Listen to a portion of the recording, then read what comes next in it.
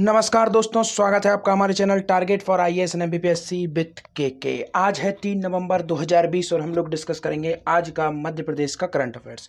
आज के इस करंट अफेयर्स में हम लोग डिस्कस करेंगे कि मध्य प्रदेश में राष्ट्रीय एकता की शपथ किसके द्वारा दिलाई गई और भी अन्य इंपॉर्टेंट क्वेश्चन। और सबसे पहले मैं आप लोगों से नम्र निवेदन करना चाहूँगा कि लोकतंत्र के इस पर्व में जो हमारे जिलों में जहाँ पर भी उपचुनाव है, मैं उन सभी लोगों से, मेरे सभी स्टूडेंट से, सभी व्यूवर्स से रिक्वेस्ट करना चाहूँगा कि आप लोग सारे काम छोड़कर प्लीज़ सोशल डिस्टेंसिंग का पालन करते हुए सबसे पहले जाकर अपनी मतदान करें, क्योंकि मतदान सबसे बड़ा दान है और यह हमारा कर्तव्य भी है और हमारी जिम्मेदारी भी और आने वाले समाज के प्रति हमारी रिस्पॉन्सिबिलिटी भी है। तो प्लीज़ आप लोग जाइए और अपना मतदान अवश्य करें, ज़रूर करें। तो चलिए शुरू करते हैं हमारा आज का करंट अफेयर्स।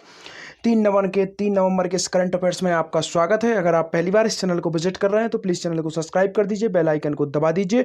और अगर आप इस लेक्चर की पीडीएफ प्राप्त करना चाहते हैं तो link below description, you can go join our Telegram channel. तो चलिए शुरू करते हैं हमारा आज का करंट अफेयर्स।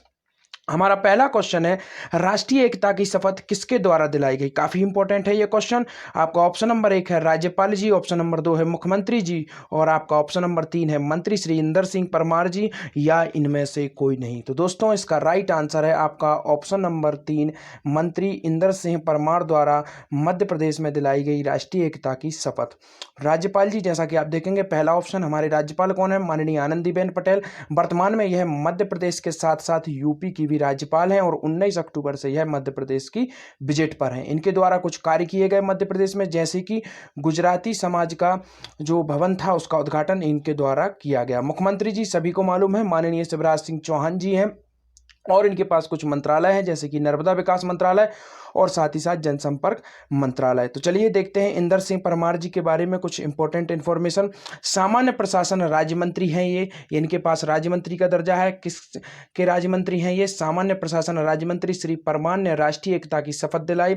सामान्य प्रशासन राज्य मंत्री श्री इंदर सिंह परमार ने मंत्रालय में, कहां पर, मंत्रालय में स्वतंत्रता संग्राम सेनानी तथा प्रथम उप प्रधानमंत्री गृह मंत्री सरदार वल्लभ भाई पटेल की जयंती पर राष्ट्रीय एकता अखंडता को शपथ दिलाई। तो यह जो शपथ दिलाई जा रही है, जो मैं कई बार भी आप लोगों को बता चुका हूं, तो यह जो एकता दिवस मनाया जाता है, राष्ट्रीय एकता दिवस, यह किस पर मनाया जाता है, तो माननीय हमारे जो पूर्व उप प्रधानमंत्री और प्रथम गृह मंत्री थे भारत के और जिन्हें लौह पुरुष भी कहा जाता है, सरदार वल्लभ भाई पटेल जी की जयंती पर इसको मनाया जाता है। देखते हैं इसका क्या इतिहास है। उल्लेखनीय है कि आधुनिक एकीकृत राष्ट्र के निर्माता सरदार वल्लभ भाई पटेल ने भारतीय रियासतों का एकीकरण कर राष्ट्र को मजबूती प्रदान की थी। उन्हें आधुनिक भारत का क्या कहा जाता है, उन्हें आधुनिक भारत का निर्माता भी कहा जाता है। और उनकी महान जो उनका कार्य था उसे यादगार बनाने के लिए वर्ष 2014 से, तो काफ़ी इंपॉर्टेंट है, वर्ष 2014 से इसकी शुरुआत की गई है। गृह मंत्रालय द्वारा इसकी शुरुआत की गई है, केंद्रीय गृह मंत्रालय द्वारा, भारत सरकार द्वारा सरदार वल्लभ भाई पटेल की जयंती पर पूरे देश में राष्ट्रीय एकता दिवस के रूप में मनाया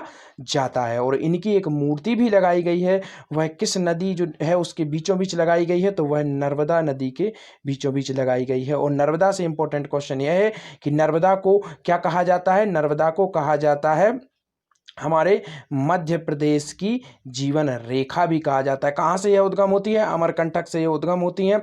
और इनकी लंबाई क्या है नर्मदा की, तो 13-12 किलोमीटर जो है यह नर्मदा की टोटल लंबाई है और 1077 केवल और केवल आपके मध्य प्रदेश में इसकी लंबाई है। यहाँ पर साथ ही साथ यह भी बताना चाहूँगा आप लोगों को, कुछ इंपॉर्टेंट फैक्ट देखते हैं हम लोग नर्मदा से संबंधित।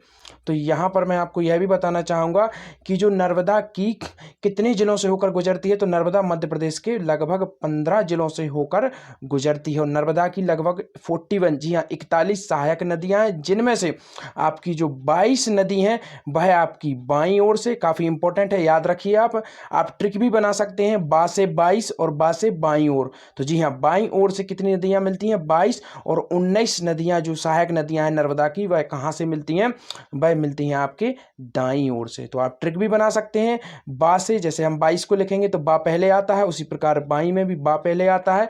तो आप ये ट्रिक भी बना सकते हैं कि बाईं ओर से 22 रिवर और 19 मिलती हैं कहाँ से, आपके दाहिनी तरफ से। तो यह कुछ इंपॉर्टेंट फैक्ट थे रिगार्डिंग नर्मदा।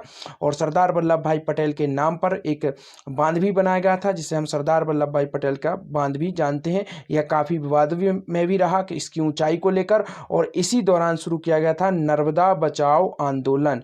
तो यह भी काफ़ी इंपॉर्टेंट है, कब शुरू किया गया था, 1984 टू 1985 में इसी शुरुआत की गई थी और इसकी प्रमुख नेतृत्वकर्ता कौन थी? मेघा पाटकर इसकी प्रमुख नेतृत्वकर्ता थी। तो चलिए आइए देखते हैं हमारा नेक्स्ट क्वेश्चन। कोविड-19 के कारण मतदान के समय में परिवर्तन किया गया है। मतदान का नया समय क्या है? काफ़ी इंपॉर्टेंट है ये। वैसे यह करंट का इतना इंपॉर्टेंट क्वेश्चन नहीं था, परंतु मैंने इसे इसलिए शामिल किया क्योंकि आज हमारा मतदान दिवस है और हमें यह हमें अत्यंत आवश्यक है कि हमें पता होना चाहिए कि मतदान का समय कब से कब तक है और इसमें परिवर्तन भी किया गया है, तो काफ़ी इंपॉर्टेंट है। तो आपका राइट आंसर है ऑप्शन नंबर 1, प्रातः 7 बजे से साढ़े 6 बजे तक का यह समय है, आप मतदान कर सकते हैं। तो चलिए आइए देखते हैं मतदान से संबंधित कुछ इंपॉर्टेंट फैक्ट देखते हैं। This is very very important. जब भी मुझे मतदान से संबंधित किसी भी इंपॉर्टेंट फैक्ट का जिक्र करने का मौका मिलता है, मैं सारे के सारे फैक्ट आपको रिवाइज कराने की कोशिश करता हूं, क्योंकि यह उपचुनाव जो आपके सबसे पहले मैं आपको बताना चाहूँगा कि 28 सीटों पर 19 जिलों में यह उपचुनाव हो रहा है, काफ़ी इंपॉर्टेंट है और इसमें लगभग 65,000 कर्मचारियों का इन्वॉल्वमेंट इसके अंदर होगा। और इसके अंदर हमने देखा था कि 22 महिला कैंडिडेट हैं इन 28 विधानसभा सीटों पर और 333 पुरुष मेल कैंडिडेट इसमें जो मैदान में हैं। तो यह काफ़ी इंपॉर्टेंट। तो चलिए देखते हैं क्या है पूरी न्यूज। प्रदेश के 19 जिलों के 28 विधानसभा चुनाव में आज उपनिर्वाचन, अधिक से अधिक संख्या में करें मतदान। प्रदेश में 19 जिलों के 28 विधानसभा में होने वाली उप सीटों पर 3 नवंबर को प्रातः 7 से 6 बजे तक जो मतदान होगा। इसके बाद देखते हैं संयुक्त मुख्य निर्वाचन पदाधिकारी। सबसे ज्यादा इंपॉर्टेंट पॉइंट यही है, कौन है हमारे संयुक्त मुख्य निर्वाचन पदाधिकारी। कई बार मैं इनका नाम आप लोगों को याद करा चुका हूं, श्री मोहित बुंदस हैं। तो इन्होंने क्या कहा है, कोविड-19 से सुरक्षित मतदान के लिए मतदान केंद्रों पर सभी आवश्यक व्यवस्थाएं की गई हैं, मतदान में कोई भी मतदान ना छूटे, सुव्यवस्थित, अर्थात यह काफी इंपॉर्टेंट वर्ड है स्वीप। मैं कई बार इसका जिक्र कर चुका हूं, इसका फुल फॉर्म क्या है, सुव्यवस्थित मतदान शिक्षा एवं निर्वाचन की गतिविधियों के माध्यम से मतदाताओं को जागरूक किया जाएगा। तो ये जो स्वीप वर्ड है इसका फुल फॉर्म क्या है, सुव्यवस्थित मतदाता शिक्षा एवं निर्वाचन। तो this is very very important, कई बार मैं आप लोगों को याद भी करा चुका हूं। तो चलिए आइए देखते हैं इंपॉर्टेंट क्वेश्चन हमारा नेक्स्ट। मध्य प्रदेश में वन्य प्राणियों हेतु शेल्टर होम बनाने का प्रस्ताव कहां पर रखा गया है? काफी इंपॉर्टेंट है, किस राष्ट्रीय उद्यान में यह रखा गया है? आपका ऑप्शन नंबर 1 है भोपाल, ऑप्शन नंबर 2 है जबलपुर, ऑप्शन नंबर 3 है इंदौर और ऑप्शन नंबर 4 है शिवपुरी। तो दोस्तों इसका राइट आंसर है आपका ऑप्शन नंबर 1 भोपाल। जी हाँ, भोपाल में जो वन्य प्राणी हैं उनके लिए सेंटर होम बनाने का प्रस्ताव रखा गया है। तो देखते हैं क्या है पूरी न्यूज। भोपाल वन विहार राष्ट्रीय उद्यान में बनाए जाने का प्रस्ताव रखा गया है। शेल्टर होम को यहाँ पर रखा जाएगा, जो भी आपके जो जीव जंतु होते हैं उनको यहाँ पर रखा जाएगा। तो काफ़ी इंपॉर्टेंट है। वन विहार हमेशा से सुर्खियों में रहता है, क्योंकि इसके पहले मैंने आपको बताया था एक भालू, जो आपका बैतूल में एक भालू था वो घायल हो गया था, उसका ट्रीटमेंट भी कहाँ पर किया गया था, आपके भोपाल के वन विहार में ही उसका ट्रीटमेंट किया गया था। जबलपुर नेक्स्ट ऑप्शन आप देखेंगे, जबलपुर से कुछ इंपॉर्टेंट फैक्ट आपको बताना चाहूँगा, जैसे कि बेड़ाघाट जबलपुर में ही है, यहाँ का प्रमुख दर्शनीय स्थल है और संगमरमर की नगरी भी इसे कहा जाता है। साथ ही साथ मध्य प्रदेश की संस्कृत राजधानी भी कहा जाता है। जी हाँ, सांस्कृतिक राजधानी भी कहा जाता है।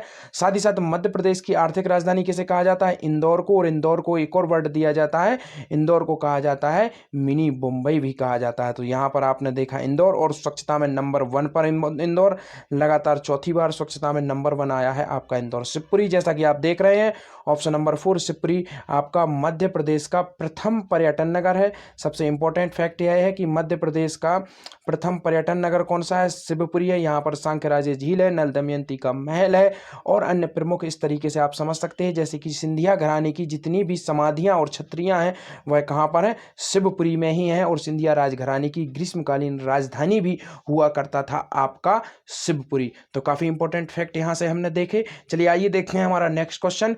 अभी हाल ही में मध्य प्रदेश एथलेटिक्स संघ का अध्यक्ष किसे बनाया गया है? तो आपका ऑप्शन नंबर 1 है अमानत खां, असलम, राकेश या इनमें से कोई नहीं। तो दोस्तों इसका राइट आंसर है आपका ऑप्शन नंबर 1 अमानत खां। जी हाँ, अमानत खां को बनाया गया है मध्य प्रदेश एथलेटिक्स संघ के अध्यक्ष और इनका कार्यकाल होगा 4 वर्ष का। और यह कहाँ के निवासी हैं? यह रतलाम के निवासी हैं। तो यह काफ़ी इंपॉर्टेंट है। तो और असलम, आप नेक्स्ट वर्ड देखेंगे, असलम शेर खां, यह कौन थे? यह हॉकी खिलाड़ी थे और इन्होंने, इनकी एक बुक थी, कई बार पूछा जाता है एग्जाम्स में मध्य प्रदेश के, टू हेल्प विथ हॉकी, तो this is very very important. और इन यह बैतूल से शायद सांसद भी थे, इतना मैं इस पर कंफर्म नहीं हूँ। अगर आप लोगों को जानकारी हो तो प्लीज़ ज़रूर कमेंट सेक्शन में आप इसका जवाब दीजिए। तो चलिए आइए देखते हैं, हमारा डेली बेसिस पर पूछता हूँ मैं आप लोगों से क्वेश्चन, और आज का हमारा क्वेश्चन है सोन नदी का उद्गम कहाँ से होता है और इसका मिलन किस नदी में होता है। आई होप आप लोग जरूर इसका आंसर देंगे। Thank you so much watching this video. और अगर आपको PDF प्राप्त करना है इस लेक्चर की, link below description, you can go join our Telegram channel. Thank you so much watching this video.